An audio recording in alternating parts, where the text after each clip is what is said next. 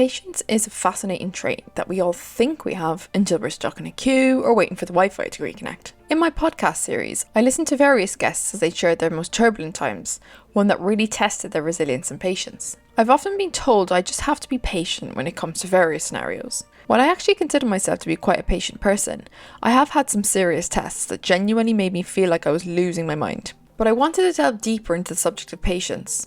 What does it mean neuropsychologically, and what do the great philosophers have to say? And can we actually improve it? I'm also going to give my honest take on what I found affects my own patience levels. If you're new here, I'm Amy Claire, and on this channel I try to understand human nature, philosophy and life stories to help me make sense of life and how we all get to where we are. Neuropsychologically, patience is tied to the prefrontal cortex, which controls impulses and decision making. Studies such as the famous marshmallow test by Walter Mischel show that children who resisted immediate rewards later had better life outcomes, demonstrating how patience is linked to self-control and success. More recent studies, like those by Casey et al. 2011, confirmed that the brain regions activated during delayed gratification, including the ventral striatum and prefrontal cortex, are crucial in developing self-control.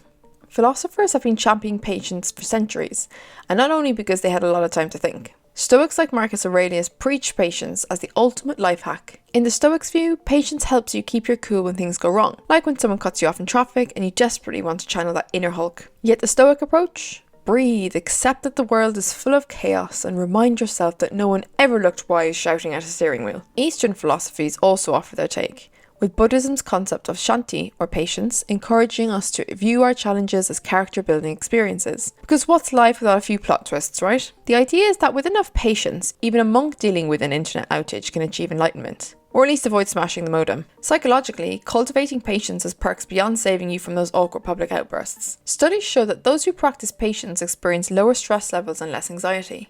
Which makes sense. Patience is basically the brain's way of telling you, relax, it's all good, you got this. It's about rewiring your impulse control. Patience, or lack thereof, stems from both biological and environmental factors.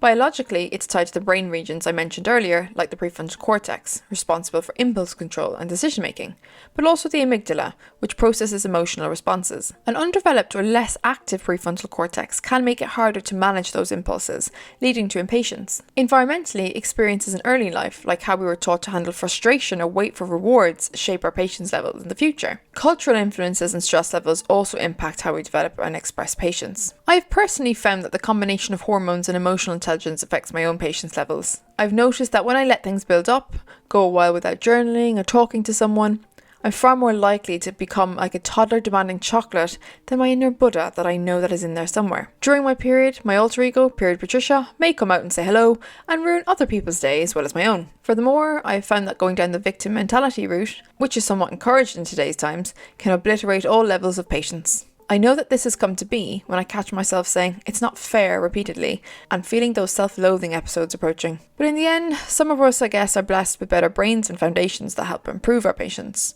But it's clear we can change regardless. We just have to take some steps, or sometimes a step back, in order to see how. If you enjoyed this video, feel free to comment below, like and subscribe.